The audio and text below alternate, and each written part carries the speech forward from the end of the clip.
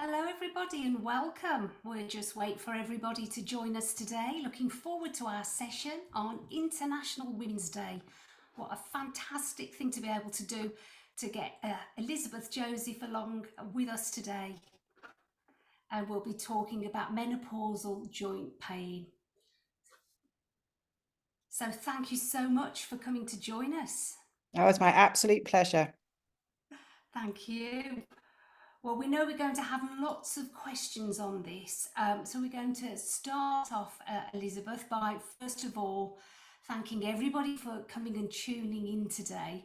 And I'm really excited to introduce our guest today, Elizabeth Joseph, otherwise known as the Menopause Guineapig. We love that. Now, Elizabeth, you're a Platinum magazine columnist, a pro-age model, author, and menopause advocate. And today we're going to be sharing our experiences of menopausal joint pain. So welcome to you, Elizabeth. Hello, thank you for having me on. Okay, so joint pain is one of the most severe complaints in women, isn't it, undergoing menopause, with an estimated 71% of perimenopausal and menopausal women experiencing musculoskeletal pain. But it's often mistaken as an inevitable part of the aging process, or worse, people think it's something scary and sinister. Now, definitely that was my experience, but Elizabeth, I really want to hear about you. What were your symptoms? When did they start? What were they? So I was in my early 40s, well, 44, and I had two fairly young kids, and I was, very active, and truly out of nowhere, I woke up one morning with, a kind of frozen shoulder and extremely painful. It brought tears to my eyes to put a jumper on. If I forgot about it and kind of went to catch something or reach for something, I mean, the pain was genuinely excruciating. Then it moved kind of in a sinister fashion down my right arm into my elbow, down into my hip, my knee, and into my foot. And it was so bad that it would actually wake me up in the night. It was really unpleasant. That sounds absolutely awful. And I know that I had a very similar experience with shoulder problems. I Mhm. ended up having surgery actually, but Oh my before goodness. this happened, it seemed that I'd aged overnight. Yeah. And Yes. did Yeah. it feel Yeah. like Yeah. that? Yeah. And yes, the shoulder pain would keep me awake at night. And I think now, when I look back, I often say this, I think we should live our lives backwards because I Yeah. wish I'd known then what I know now. I was thinking there were all sorts of other things that I could attribute it to, which Hmm. is why we're doing this session so that we can try and make sure everybody else gets the information, the support, and the help that they need. So, Elizabeth, what sort of impact did this have on your daily routine, your quality of life? Well, huge, absolutely huge. I mean, I was the same as you. I woke up one morning and I genuinely thought I'd had a mini stroke in the night because everything just sagged. But I mean, that's something different. But it's interesting once you start speaking to people. Oh yes, yes, me. Oh yes, I hear over and over again. I thought it was just me. I thought it was just me. But nobody was talking to me about it. Nobody was sharing their experiences. So this went on for 2 years. I went to see a musculoskeletal specialist. I went to the doctor twice, rheumatologist, and it got put down to stress. And I genuinely thought that I had an autoimmune disease. And so, what does that do? You stress more, you worry more, your physical health gets worse, your emotional health gets worse. And I promise you, it seems crazy looking back on it now, but I absolutely had written myself off. I genuinely thought that was it for me. And how did it affect you at work? So, I went to work because I kind of had to go to work. I dragged myself in, made the best of it. I had a job at that point where I was sitting in front of a computer pretty much all day. Um, and I just had to make the best of it. But then I would come home and close the door and stay at home. I mean, people talk about, in midlife, we shouldn't become invisible. I wanted to become invisible. I genuinely wanted to become invisible. It affected me so badly. I lost my confidence. I couldn't sleep because it was waking me up. And as I say, it was this vicious cycle of the more I worried about it, the more I was like literally holding myself together. I was tensing everything and Mm, therefore, making it twice as bad. mm. And you mention autoimmune disease. My dad had rheumatoid arthritis, and I Okay. remember waking up and my hands, I could barely stretch them. And I thought, that's it. This is it. Oh, I've got RA. I'm far too young to have this. What am I going to do? And it was only after going and seeing the doctor, having medical tests, there was no rheumatoid arthritis, but nobody mentioned that this could be a symptom of menopause. no, And no. because I'd had a hysterectomy at 36, Oh, goodness. even then it wasn't putting two and two together. So Hmm. I think it's why it's really important that we try and share the fact that this is a very common symptom. Now, I know that GOPO, Joint Health, have done a survey. I just want to share a few of those insights and then we can come back to chat some more. So they found, focusing on quality of life, that almost 3/4 of people had experienced anxiety or depression. 1 in 5 avoided physical intimacy with their partner, and 1 in 10 have lost friends due to the impact of their condition. So it really highlights how joint pain, whether it's menopausal or if it is a diagnosed joint health condition, it can have such a profound effect on your life. So just tell us a bit more, Elizabeth, about your emotional impact and your mental health. How was it affected? I think it was the fact that, as I said before, you think it's just you. And I've had numerous conversations like this now, 8 years later, and everyone else I speak to thinks it was just them. Um, and I think an awful lot of people, I don't suffer in silence. As I said, I went back to the doctor, I saw a rheumatologist, I saw numerous people. But when you're getting no answers, when it's not being added up by anybody, I mean, I know that doctors have to care for people from, the cradle to the grave, but imagine not recognizing the signs of puberty or pregnancy, you know, looking at that information from GOPO, it's getting out there now. People are becoming aware of it, but also think, of the impact we had on the National Health Service. All of us going, what's going on? And to a certain extent, as I say, I just gave up. But once my period started to go crazy, then I realized that, oh, this is a change that I understand. And I started to educate myself. And it was the rage that no one had spoken to me about it that kind of led me to be the menopause guinea pig, to start trying out lots of different natural approaches and products and get myself on an Instagram to break down this deafening wall of silence. Because for me, we may not have been able to add it up as women because nobody was informing us, but why weren't we talking to each other about it? I can see all the comments coming up now going, yes, me, yes, me, yes, me. But we were keeping it quiet. Exactly. And I think, like you say, you've said before, it's a taboo. Is it linked to aging? What is the problem? So I think once you start talking, once you start sharing, once you start getting proper answers, once you calm down your emotional state, you calm down your whole body. And some of that starts to ease by itself because you're making it worse, because you're getting emotional and you're clenching everything. So yeah, it was just a vicious cycle, is the truth of it. And this is why it's so important that you're doing what you're doing, because it gets it out there. Yeah, I think your message is coming through loud and clear.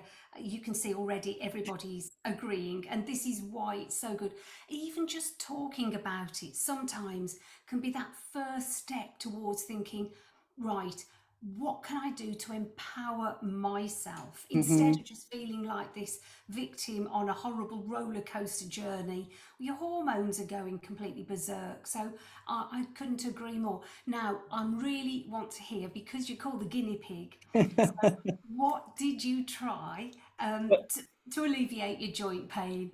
So absolutely loads of stuff, but the absolute key was realizing what was happening. So it changed nothing, but it changed everything. So that was the first step. And then I decided to have a little bit of fun with it. So the good old cold water swimming, no question, made a huge difference. But I can't always get myself in the sea, and I don't actually really like going in the sea. So I do the whole cold shower at the end, just turn it just a little bit, then a little bit, then a little bit.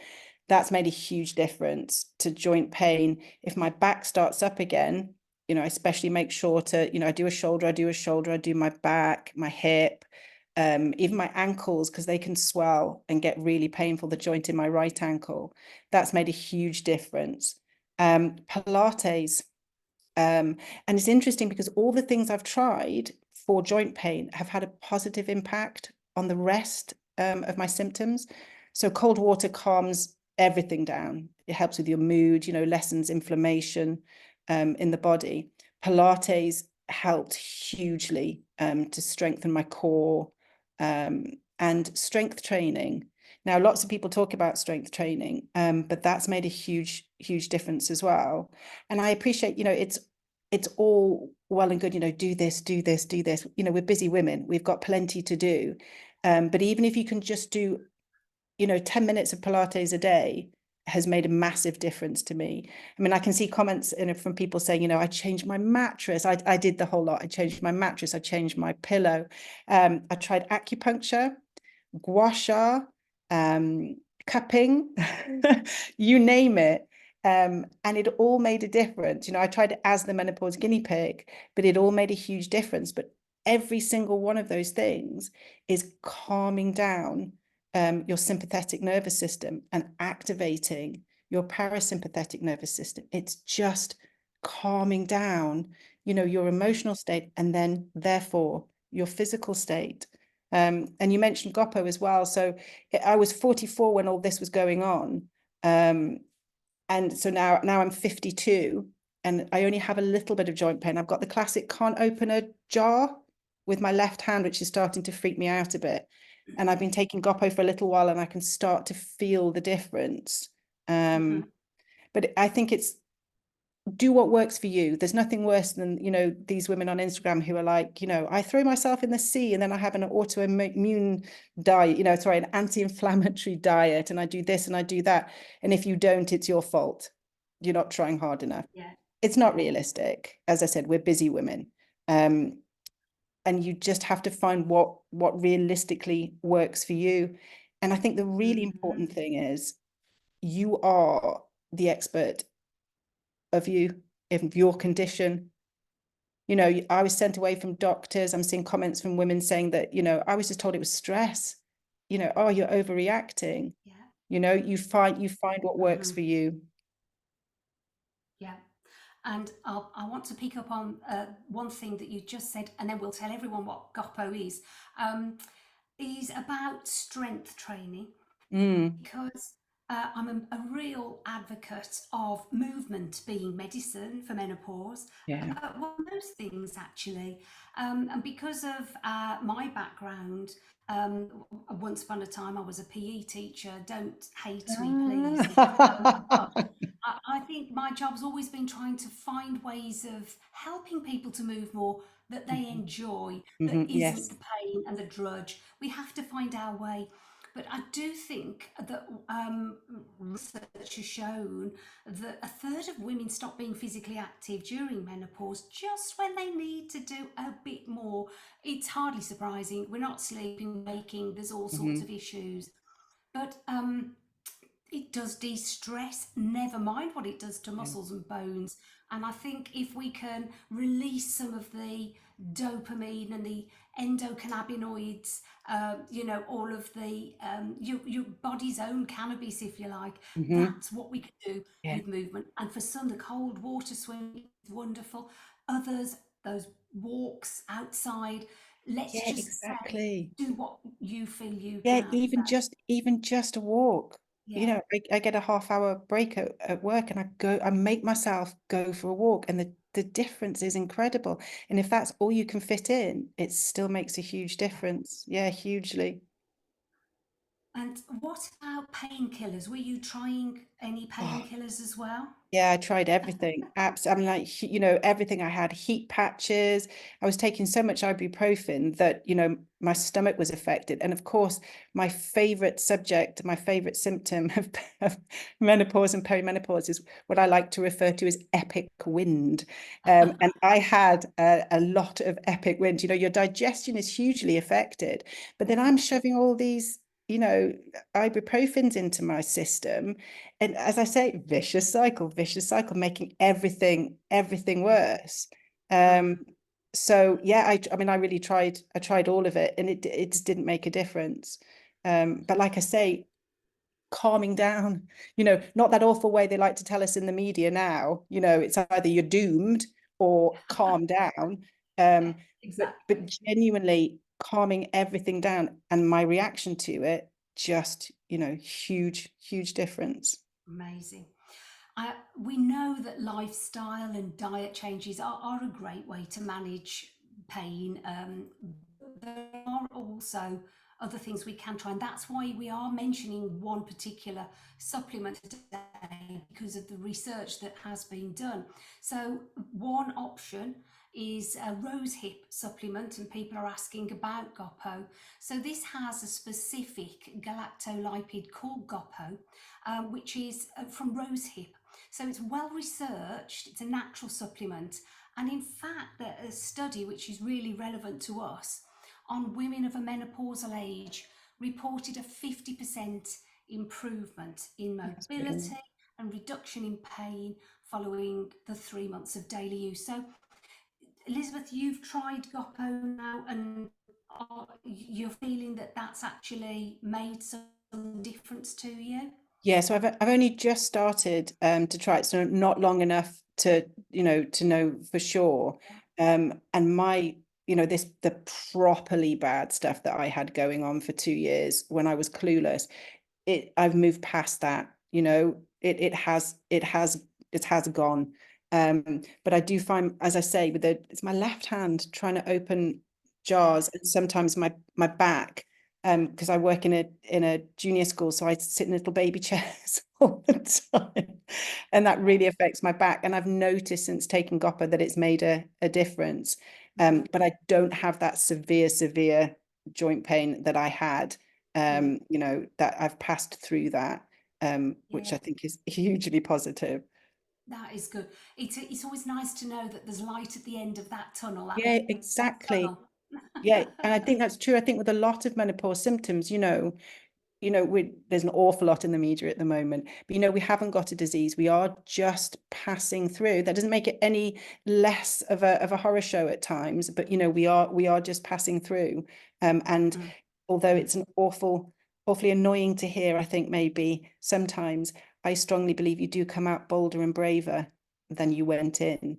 This estrogen, as our estrogen is ebbing and flowing, that's what's yeah, making a huge difference. But our estrogen is also there, so we care for everybody, whether yeah. you have children or not, older parents, we care for everyone. And as it starts to go, we start to care a little bit less, and we start to Mm, look at what we want to do and what's important to us. And I always make a point of, it's a very positive time. Eventually it's a very positive yeah. time. I completely agree with you, and I think that it is very hard, as you say, when you're bombarded Mm. with you should do this, take that, or whatever. Oh And yeah. I think it's important that we find our own way, but Mhm. we are living half of our adult life is post menopause these Mhm. days. So actually, we need to see it as a new beginning, but we also are aware of the changes that are happening in our body, to our joints and our bones, our heart, Mhm. for example. So I think that's why this sort of webinar is great, because we're just looking at all the ways we can to empower ourselves. And what you've just said is let's care for ourselves a little Yes. bit more than everybody else. We're always Yeah. put ourselves at the bottom of the list, don't we? Yeah, absolutely. I love that. I love all those words, empower. I think it's really important. Not in, like you say, not in a toxic positivity, you ought to be doing this. No, Mm. take some time for yourself, even if it's just Yeah. make yourself a cup of tea. Or I think what works a lot for women is look after yourself as well as you would look after a child or a parent or somebody important in your life, because we don't do Mm. it. Well, I do. I do now. Well, good But for you. yeah. Definitely. And I know that you can share a lot of your experiences in a humorous way too on Instagram, don't you? Just remind Hmm. us of your Instagram handle there. Yeah, so I'm the menopause guinea pig. But I think, it's really important actually, humor. It is really, really important. Again, like I say, going back to when I genuinely thought, I had an autoimmune disease, and the horror that I felt, and the joy that goes out of your life. And these days, I'll be lying in bed having an absolute super hot flush and night sweats, and I'll be saying to my husband, "Stick your hand in my cleavage, feel that, isn't that shocking?" And just and just laughing about it. I'm not saying to anybody, you should be laughing about this, but once you just Yeah. kind of step back and just try and Mhm. find it, as daft as it is, Yeah. it just again Yeah. calms everything down hugely. Absolutely. Humour, it does help. And we Mm. find a lot of on our MenoHealth social posts that we always do some serious posts where we're sharing information or asking questions, but we do put in the humour and they do get a great deal of Yeah. positive feedback too. So And we and the know menopause, No, sorry. So I just wanted carry to on. add that it's I love, talking to women and women like you, because the honesty, humor and honesty, it's so important. Don't suffer in silence. Yeah. Really don't suffer in silence. If you're saying to someone else, "Oh, I've got this thing," and it's menopausal, you could be doing somebody the greatest favor. You say that to one person, they'll say it to one person, and we're not hiding. We're not linking it to aging. We're not seeing it as something shameful. It's not Mm. shameful at all. I spoke to a woman the other day. I was doing a talk about menopause, and she said, if I lose my train of thought in a presentation, there's no way I'm going to say it's menopausal brain fog, because that's just embarrassing. And I was like, no, you educate everybody in the room. How badass is that? That's fantastic. Just Yeah. normalize it. It's your Mm. hormones, get over it.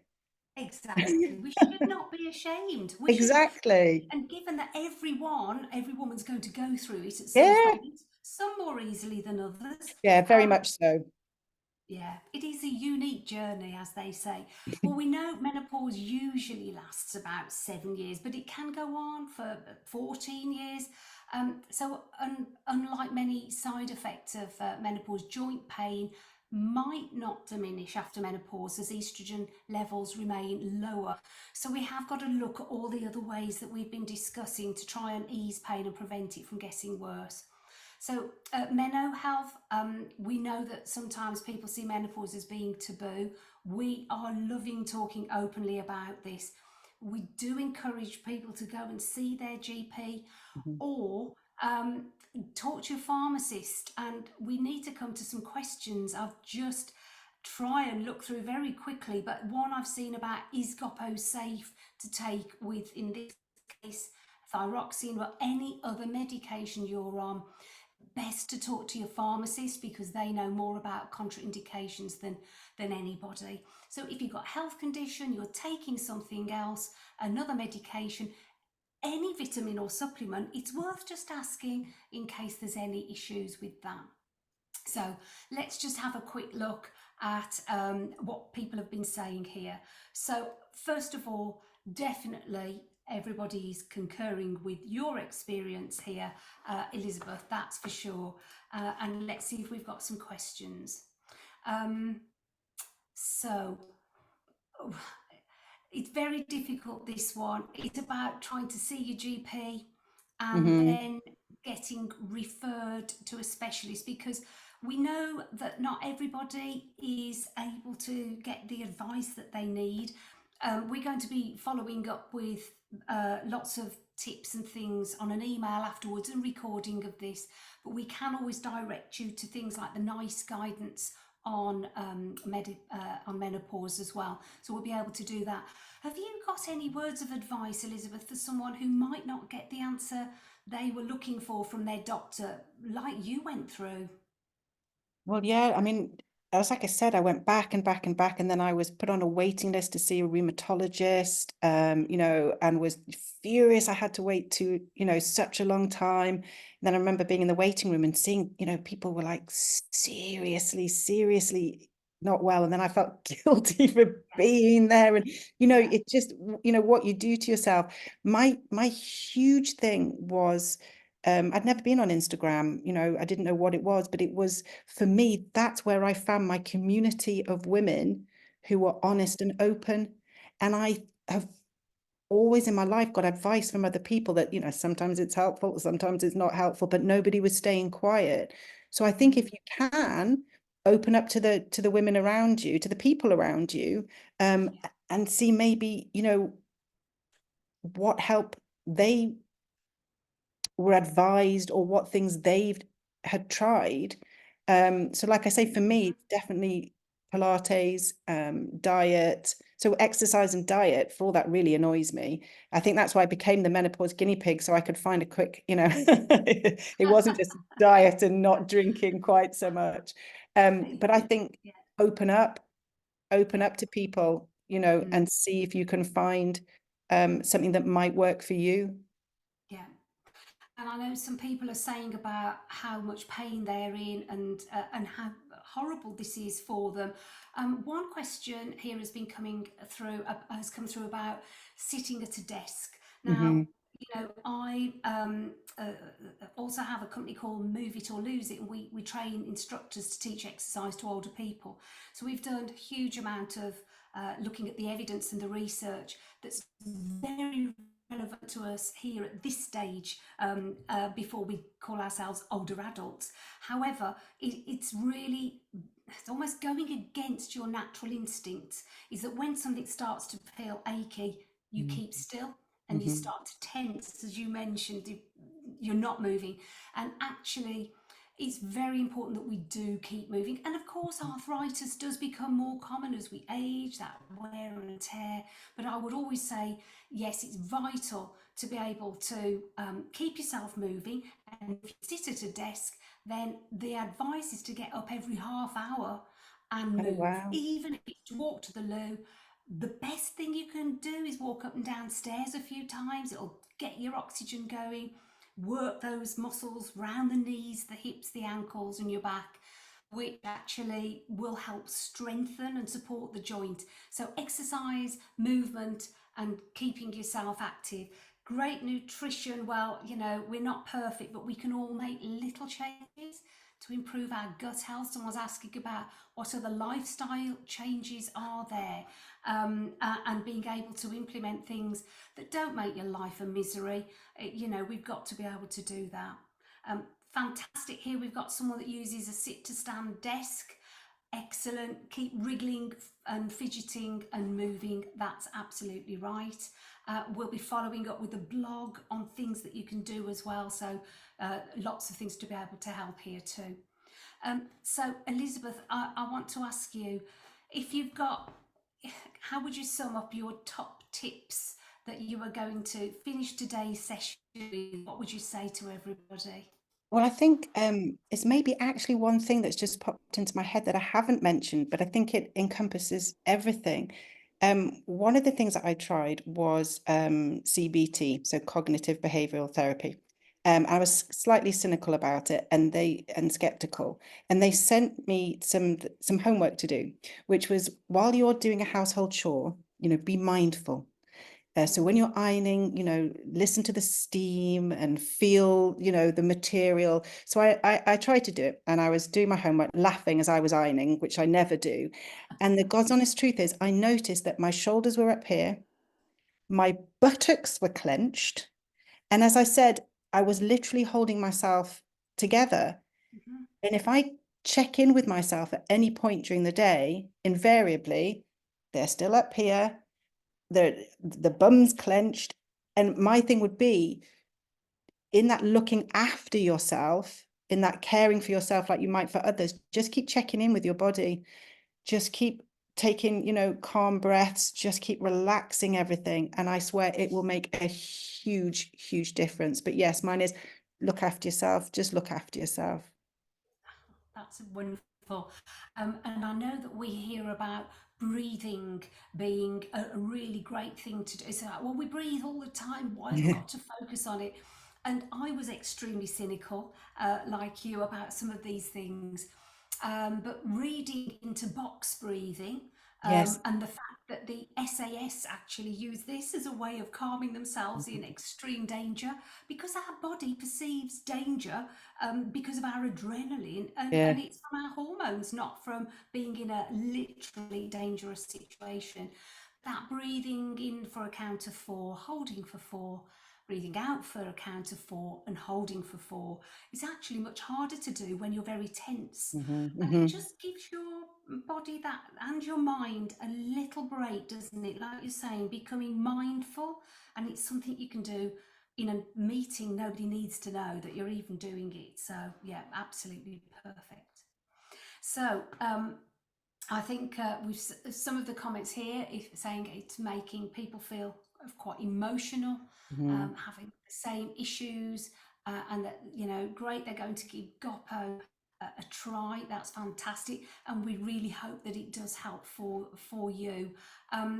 At MenoHealth, we're here to try and empower you to make decisions that are suitable for you. So look out for the email afterwards. Elizabeth, it's been lovely chatting to you, and And to it's you. just great to spread awareness about menopausal joint pain.